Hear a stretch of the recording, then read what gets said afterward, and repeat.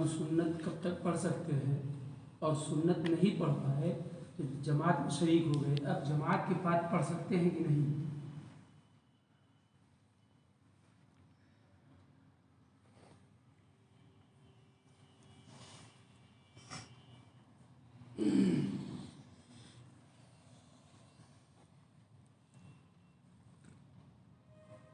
جماعت ہوتے ہوئے فجر کے علاوہ کسی اور نماز میں کوئی سنت پڑھنے کی اجازت نہیں۔ جیسے ظہر میں آدمی پڑھنا چاہے، جماعت ہو رہی ہے اور ہم سنت پڑھ لیں تو نہیں، جماعت شروع ہو چکی ہے، تکبیر ہو چکی، جماعت شروع ہو چکی، تو اب آدمی سنت نہیں پڑھے گا کسی اور نماز کی۔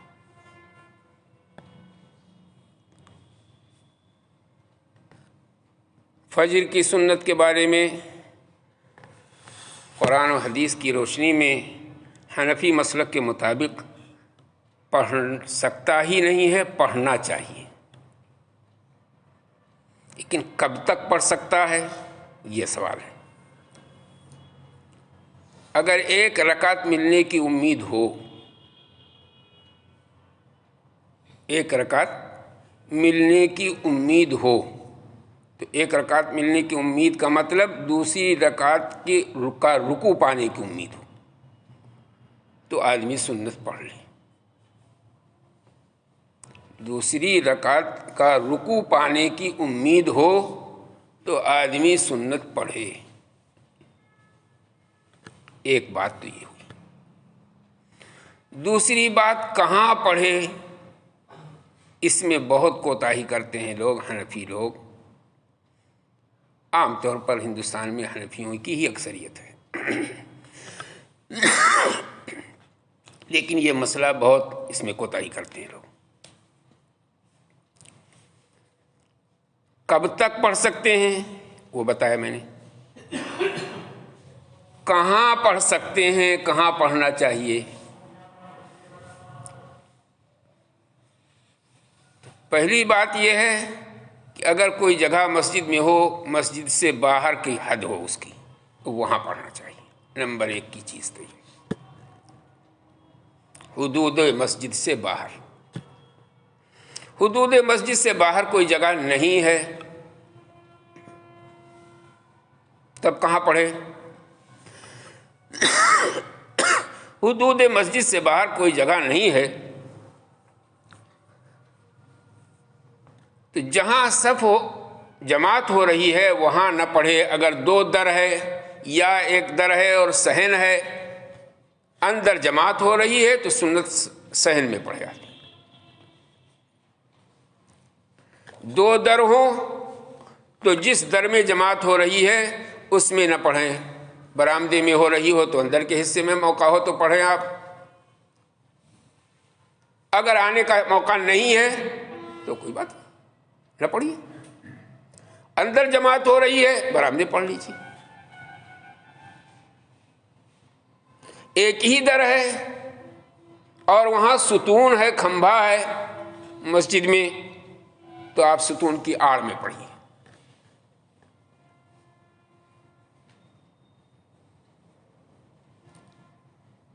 اور اگر ستون بھی نہیں ہے، مسجد بڑی ہے، تب بھی پڑھ سکتے ہیں، لیکن بالکل جتنے دور ہو سکے اتنا دور،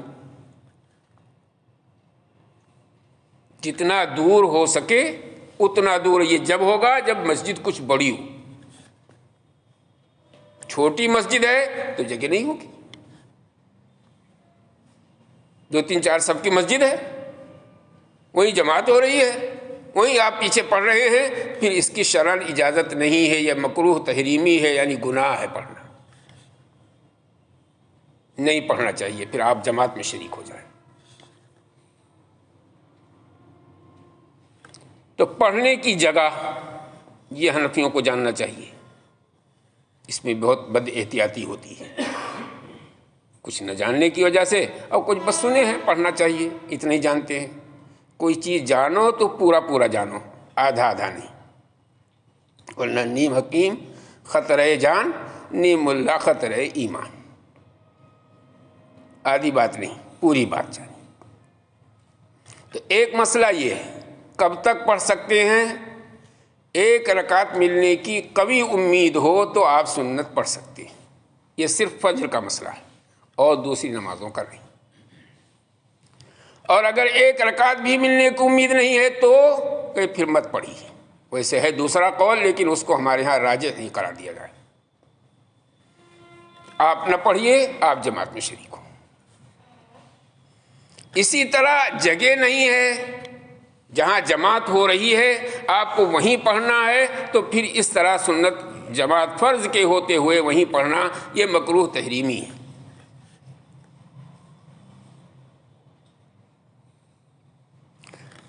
یہ تو پڑھنے والا پڑھ لے گا تو اس کو کوئی مسئلہ ہی نہیں. جگہ نہیں ہے، موقع نہیں ہے، یا جماعت چھوٹ جانے کا اندیشہ ہے تو آپ جماعت میں شریک ہوں گے، سنت چھوٹ گئی، اب اس کو کب پڑھیں. ہمارے ہاں 3 امام ہیں، امام ابو حنیفہ رحمۃ اللہ علیہ، امام ابو یوسف رحمۃ اللہ علیہ، امام محمد رحمۃ اللہ علیہ.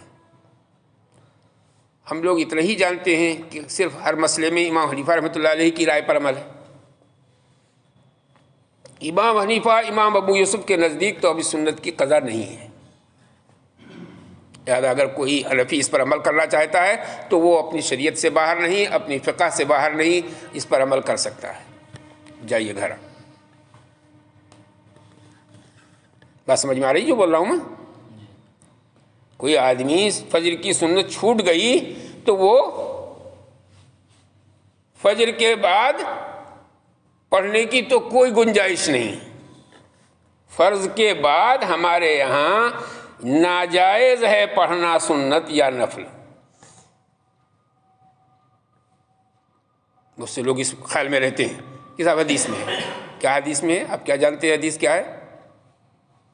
جس حدیث کا آپ حوالہ دیتے ہیں اس سے بہت مضبوط حدیث بخاری مسلم میں ہے. اللہ کے نبی نے فجر کے بعد نماز پڑھنے سے منع فرمایا ہے، بخاری میں ہے.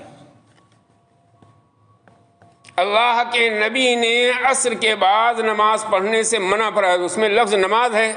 اور فرض پوری دنیا کے علماء کہتے ہیں پڑھ سکتا ہے آدمی عصر کے بعد بھی اور فجر کے بعد بھی. تو بچی کون نماز، یہ بتا دیجئے ہم کو، اور حدیث کا مطلب کیا ہوا؟ سوال جواب میرا سمجھ میں آ رہا ہے؟ اللہ کے نبی نے فجر کے بعد نماز پڑھنے سے منع فرمایا، عصر کے بعد نماز پڑھنے سے منع فرمایا، اور فرض کی نماز اگر کسی کی قضا ہو تو پڑھ سکتا ہے، یہ بھی سب علماء مانتے ہیں. تو اس حدیث میں کیا بچا سوائے سنت اور نفل کے؟ اور اس حدیث میں جو منع کیا گیا تو سنت اور نفل کا آئے گی تبھی جو ہے حدیث کا مطلب ہوگا، ورنہ وہ بیکار ہو جائے گی حدیث سے. فرض کی اجازت ساری دنیا دیتی ہے، اس میں کوئی اختلاف ہے نہیں.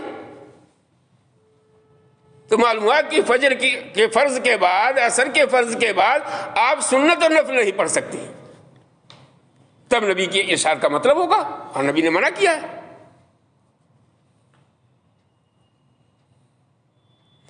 خود نبی کا ارشاد جس حدیث کی بنیاد پر آدمی کہتا ہے کہ فجر کے بعد پڑھ سکتے ہیں، وہ حدیث ترمذی میں ہے، نبی کا عمل نہیں، ایک صحابی کا عمل ہے. اس کی حیثیت سن لیجئے. وہ عمل کس کا ہے؟ ایک صحابی کا. فرض پڑھا انہوں نے، جماعت ہو رہی تھی، آ کے شریک ہو گئے، اور اس کے بعد نیت باندھ لی. اللہ کے نبی نے پوچھا کیا کر رہے تھے تم؟ ڈبل فرض پڑھ رہے تھے کیا؟ تو کہا نہیں، اللہ کے رسول نے سنت نہیں پڑھی تھی، وہ پڑھ رہا تھا. حدیث میں ہے کہ آپ نے فرمایا فلا اذن، جبکہ اس کے ترجمے میں بھی اختلاف ہے. فلا اذن کا ترجمہ ہوتا ہے پھر کوئی حرج نہیں، اور ایک ترجمہ اس کا یہ بھی ہوتا ہے پھر بھی نہیں. پھر کوئی بات نہیں اگر ترجمہ کیجئے تب تو یہ مطلب حل ہو جائے گا کہ آپ پڑھ سکتے ہیں. اگر پھر بھی نہیں ترجمہ کیجئے تو ممانعت ہو گئی کہ جو کر لیا اب نہ کرنا. اسی میں یہ بات بھی ہے، سمجھ میں آتی ہے کہ اگر آلریڈی سنت پڑھنے کی اجازت نبی کی طرف سے ہوتی تو نبی کو پوچھنے کی کیا ضرورت تھی؟ یہ سوال کسی نے نہیں اٹھایا، میں اٹھا رہا ہوں. میری بات سمجھ میں آ رہی کہ اگر سنت پڑھنے کا پرمیشن نبی نے دے رکھا ہوتا تو یہ پوچھنے کی ضرورت کیا ہے کہ کیا پڑھ رہے ہو؟ یہ پوچھنا ہی بتاتا ہے کہ پہلے سے پرمیشن نہیں ہے.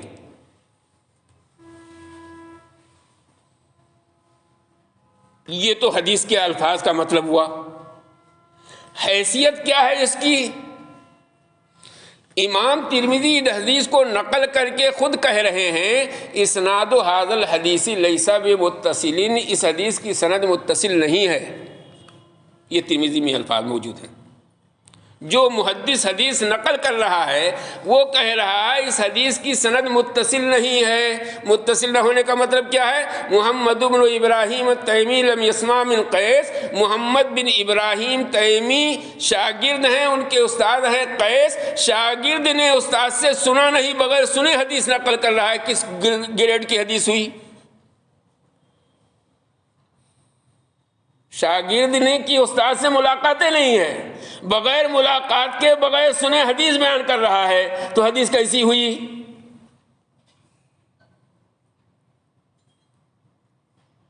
اس حدیث کو لے کر کے اب وہ بخاری والی پکڑنا چاہیے کہ اس کو پکڑنا چاہیے؟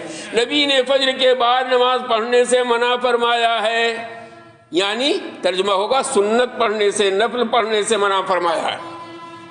تو وہ حدیث لینی چاہیے کہ یہ حدیث لینی چاہیے جس میں ہزاروں کیڑے ہیں، سینکڑوں گڑبڑیاں ہیں؟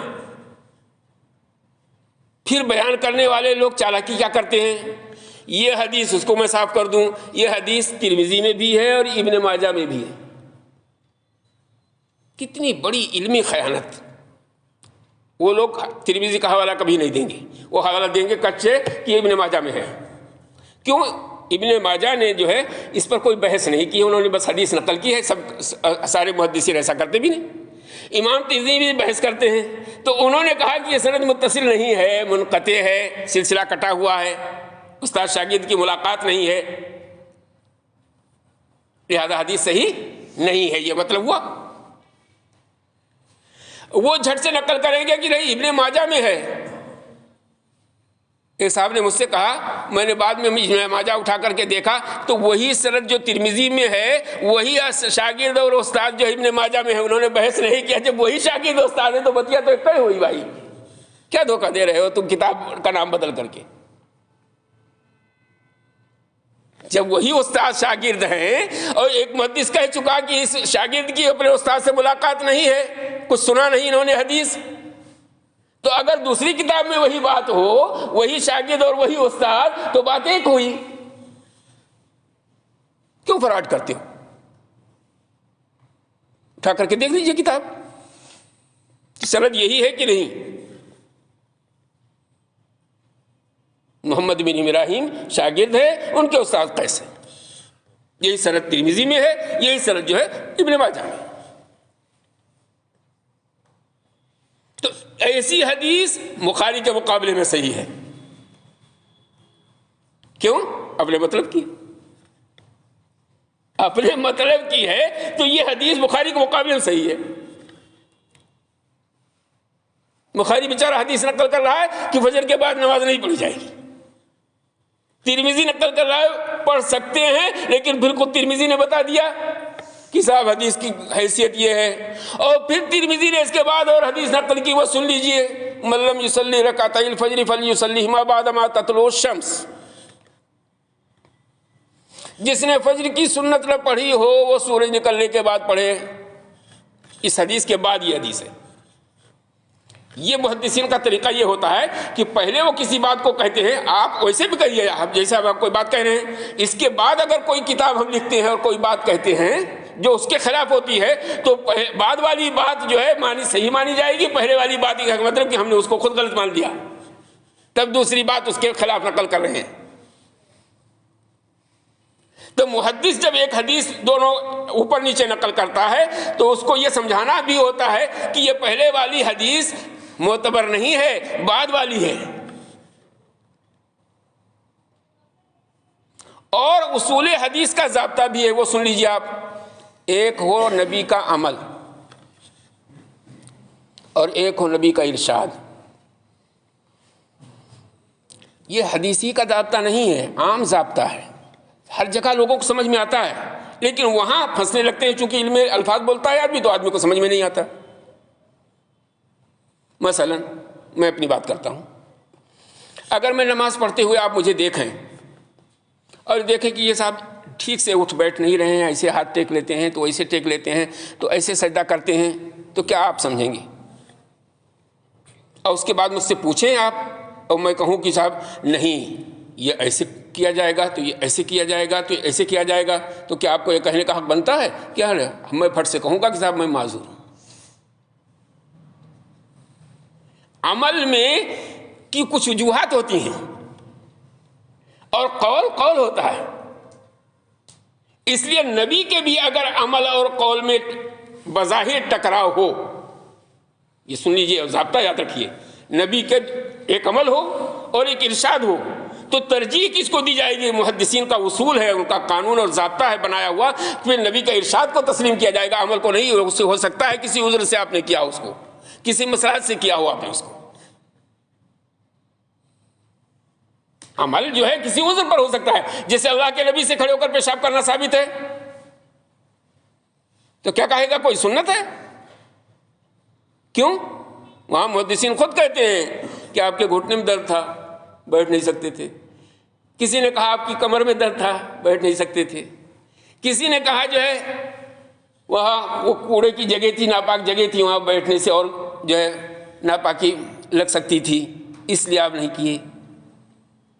اب کئی مسئلات ہو گئی نا، ہے عمل، لیکن محدثین علماء اس کی توجیہ یہ کر رہے ہیں کہ اس وجہ سے کیا، اس وجہ سے کیا، اس وجہ سے کیا، اور جہاں نبی نے کہا ہو کھڑا مت ہونا، بیٹھ کر پیشاب کرو، تو اب یہ مانا جائے گا کہ یہ والا مانا جائے گا؟ ارشاد یہ ہے بیٹھ کر پیشاب کرو، اور عمل کیا ہے؟ آپ بھی بیٹھ ہی کر کرتے تھے، کبھی ایک مرتبہ کھڑے ہو کر کیا تو کسی مجبوری سے کیا، اگر تم کو بھی وہ مجبوری ہو تو تم بھی کھڑے کھڑے کر لو۔ یہ مطلب ہوا اس کا کہ اگر تمہیں مجبوری ہو، آج اب ایسی جگہیں ہوتی ہیں کہ آپ بیٹھ نہیں سکتے، آپ کو پیشاب کا شدید تقاضا ہے، وہاں کوئی بیٹھنے کی جگہ نہیں، جو بنا ہوا ہے وہاں آپ کھڑے کھڑے ہو کر سکتے ہیں، کر لیجیے۔ یہ اب نبی کی آپ یہاں عمل کریں گے۔ اور اگر عام حالات میں آپ کہتے ہیں کہ کھڑے ہو کر پیشاب کرنا سنت ہے، تو آپ سے زیادہ بیوقوف کوئی آدمی نہیں ہے، آپ نبی کی بات کو نہیں سمجھے۔ ایسے یہاں نبی فرما رہے ہیں جس نے فجر کی 2 رکعت نہ پڑھی ہو وہ سورج نکلنے کے بعد پڑھے۔ یہ بھی ترمذی میں ہے، وہیں بات بھی بالکل ساتھ میں وہ دکھائی نہیں دیتی، جہاں یہ والی ہے کہ جو ہے ایک صحابی کو پڑھتے دیکھا، اسی کے ٹھیک بعد یہی حدیث ہے۔ اب یہ میں کہوں گا ایمانداری سے کہ اس پر بھی کلام کیا انہوں نے، یہ بھی بہت اچھی نہیں ہے، لیکن وہ بہت اچھی ہے بخاری والی، اس میں کہیں چین چپاٹ نہیں ہے کہ فجر کی نماز کے بعد آپ نے نماز پڑھنے سے منع کیا، عصر کی نماز کے بعد آپ نے نماز پڑھنے سے منع کیا، تو ظاہر ہے وہ نماز پڑھنے سے جو منع کیا وہ سنت اور نفل پڑھنے سے منع کیا۔ اتنی صحیح حدیث کے ہوتے ہوئے ایک عمل وہ صحابی کا عمل اور اس میں کی سند بھی صحیح نہیں، اس حدیث کو آدمی پوری دنیا میں چلائے، تو بتاؤ یہ کس درجے کا علم ہے؟ یہ کس درجے کا علم ہے؟ اس لیے ایسے تھوڑی پاگل تھے وہ لوگ جنہوں نے پڑھ نہیں رکھا تھا، امام حنیفہ وغیرہ نے کہہ دیا کہ ناجائز ہے، انہوں نے اس کی چھوٹ تو دی، ٹھیک ہے عمل کیجیے، نہیں وقت ہے آپ کے پاس بیٹھنے کا سورج نکلنے تک، آپ جائیے گھر اپنا کام کیجیے۔ آپ کے پاس سورج نکلنے تک بیٹھنے کا وقت نہیں ہے، آپ جائیے فرض پڑھ کر کے گھر، کوئی گناہ نہیں ہوگا، آپ نماز پڑھیں گے سنت، گنہگار ہوں گے۔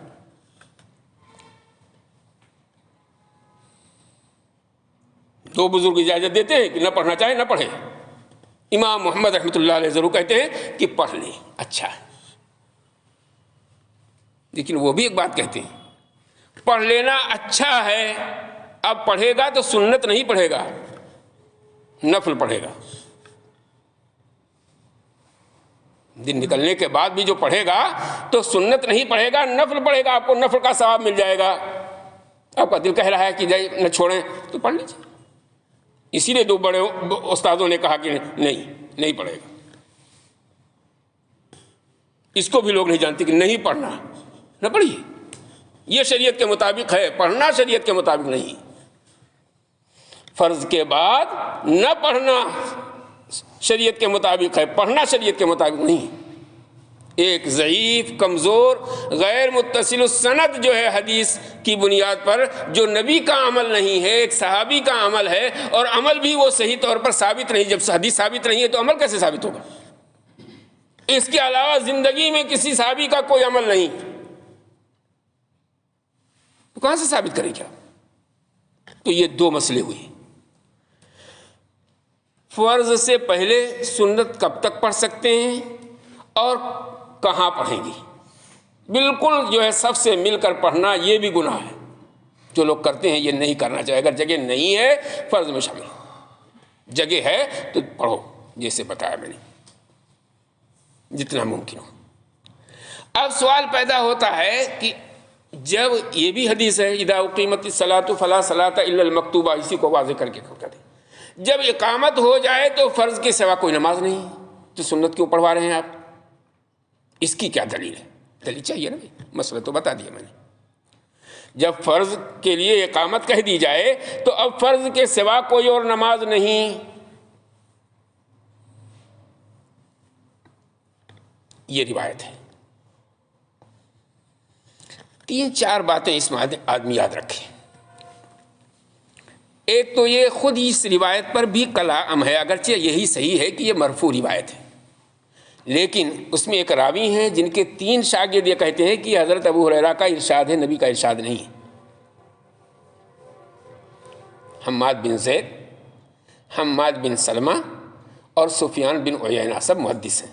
یہ کہتے ہیں اپنے استاد سے نقل کرتے ہوئے کہ حضرت ابو ہریرہ کا ارشاد ہے، یعنی گویا موقوفاً اس روایت کو نقل کرتے ہیں، مرفوعاً نہیں، نبی کا ارشاد نہیں۔ لیکن صحیح بات یہی ہے کہ نبی کا ارشاد ہے، لیکن ارشاد ہے، نبی کا ارشاد ہے۔ لیکن اس سے یہ بات تو ہو گئی کہ جب 3 محدث سے کہہ رہے ہیں نہیں ہے تو اس کا مطلب کہ بہت وزن نہیں ہے، ایک بات ہے۔ دوسری بات، اور سنتوں سے ہٹ کر نبی نے اس سنت کی زیادہ تاکید دی ہے، سنت فجر کی۔ اسی لیے ہم لوگ مسئلہ یہ بھی بتاتے ہیں کہ اگر آدمی سفر میں بھی ہو تو سفر میں بھی جو ہے پڑھ لے سنت، فجر کی سنت، اور کی تو نہیں لیکن فجر کی سنت پڑھے۔ تاکید کے الفاظ کیا ہیں سنیے۔ نبی کا ارشاد ہے رکعت الفجر خیر من الدنیا وما فیہا، فجر کی 2 رکعتیں دنیا اور دنیا میں جو کچھ ہے سب سے بہتر ہیں۔ اس ارشاد کا مطلب کیا ہوا؟ یعنی ساری دنیا خرچ کر کے جتنا ثواب نہیں ملے گا اتنا ثواب فجر کی سنت میں ہے۔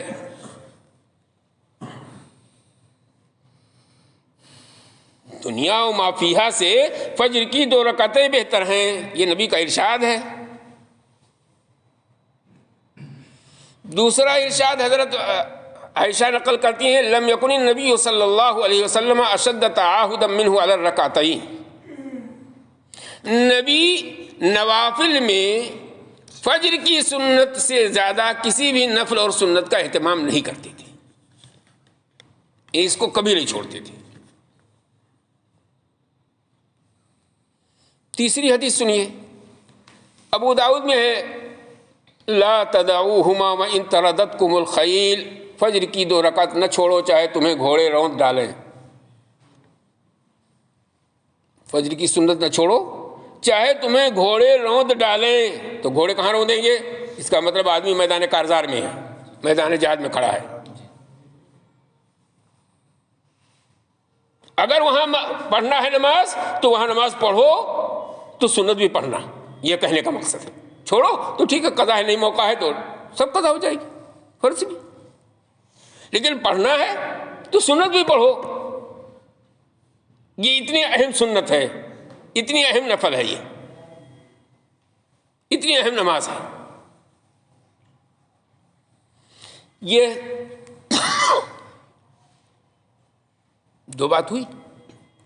تیسری بات جو نبی کے عمل سے ثابت ہے، ایک مرتبہ آپ سو گئے تھے، حضرت بلال، بڑا مشہور قصہ ہے، تو اس میں آپ نے جو نماز پڑھی ہے، اگرچہ وہاں فرض کے ساتھ ہے، اسی لیے جو ہمارے بڑے دور کہتے ہیں کہ تنہا فجر کی سنت چھوٹی ہوئے تو نہ پڑھو تو بھی چلے گا، اس لیے کہ اس کی کوئی مثال نہیں ہے، صرف سنت پڑھنے کی مثال نبی سے نہیں ہے.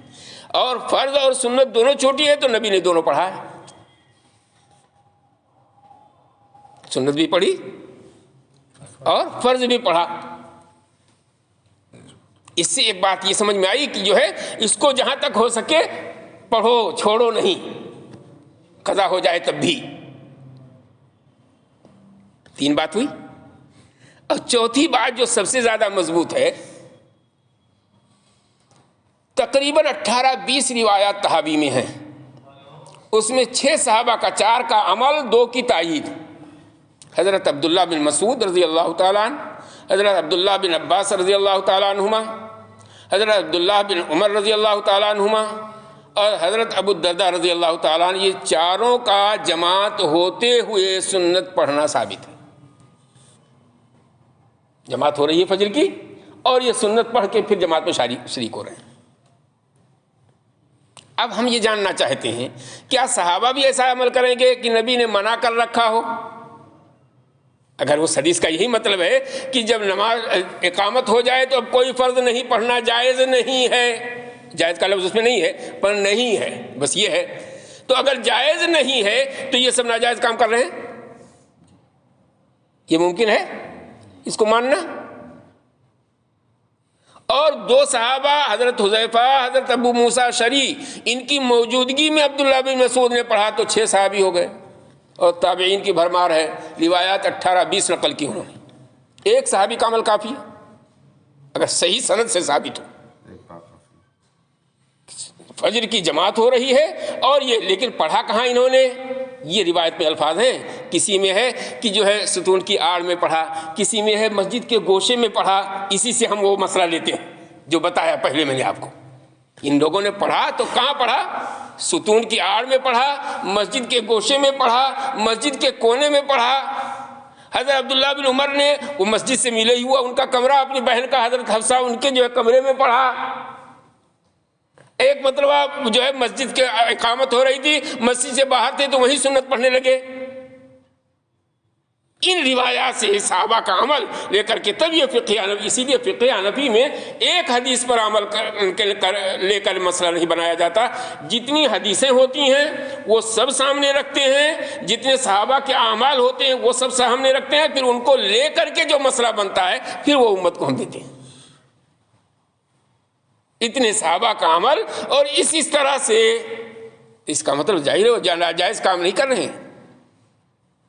اس لیے استثناء ہے اس حدیث سے سنت فجر کا، باقی تمام سنتیں اس حدیث کے تحت آئیں گی. سنت فجر نہیں آئے گی، اس کی وجوہات یہ ہیں، یہ نبی کے ارشادات ہیں جس سے تاکید اور اہمیت معلوم ہوتی ہے، اور یہ صحابہ کا عمل ہے جو انہوں نے کیا. تو صحابہ کا عمل تو نبی کے ارشاد کی تشریح ہوتا ہے. صحابی عمل کرے تو سمجھیے، اور اس کو حدیث معلوم بھی ہو، معلوم ہوتے ہوئے حدیث، اور پھر صحابی اگر عمل کرتا ہے تو سمجھ لیجیے کہ اس حدیث کے خلاف نہیں کر رہا ہے. سوال ہی نہیں. ان کے ہاں ان کی دیانت، ان کی امانت، ان کا تقوی، ان کی طہارت یہ مسلم ہے، ساری دنیا مانتی ہے. جو اعتراض کرتے ہیں وہ بھی جو ہے چاہے سامنے ہی کرے، منہ پر کرے، وہ بھی مانتی ہیں. تو صحابہ، اتنے صحابہ کا عمل یہ بتاتا ہے کہ جو ہے فجر کی سنت پڑھی جا سکتی ہے، لیکن کب تک؟ اتنی دیر تک پڑھیے سنت کہ جو ہے جماعت چھوٹ جائے تب نہیں پڑھی جا سکتی. اللہ ہم کو آپ کو اگر تشریح ہو گئی ہو تو کافی ہے. سنت پڑھ رہے ہیں، جماعت کھڑی ہو گئی، اب ہماری سنت باقی ہے 4تھی رکعت، اور ادھر پہلی رکعت مطلب جائے گی. اگر سنت پڑھتا پوری کر لیجیے نماز.